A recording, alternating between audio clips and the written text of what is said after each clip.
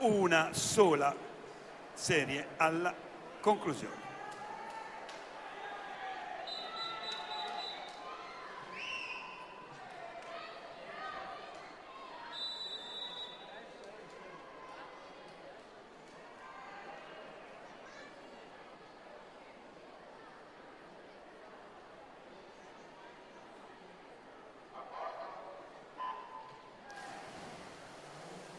Premiazione per la categoria senior femmine 200 misti, medaglia di bronzo Anna Cotti Piccinelli, medaglia d'argento Eliana Figini, medaglia d'oro Federica Terno Nuoto Club Milano, Eliana Figini Vittoria Lata Nuoto, Anna Cotti Piccinelli GAM Team.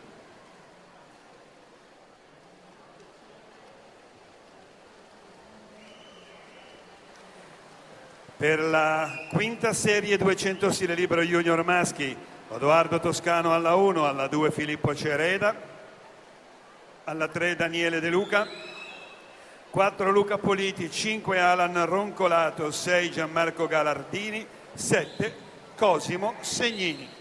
Intanto Alessandro Sperotto in corsia a 5, ma vediamo il passaggio 2 soli centesimi tra Sperotto alla 5 e Sbreviglieri alla corsia 3, Zeno Tecchioli in corsia 4, staccato di 39 centesimi di secondo.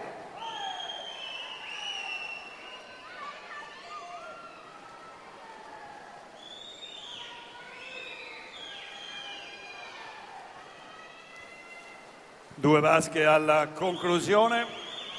6 centesimi tra Sperotto alla 5 e Sbreviglieri alla 3, 66 centesimi il distacco di Zeno Tecchiolli su Alessandro Sperotto.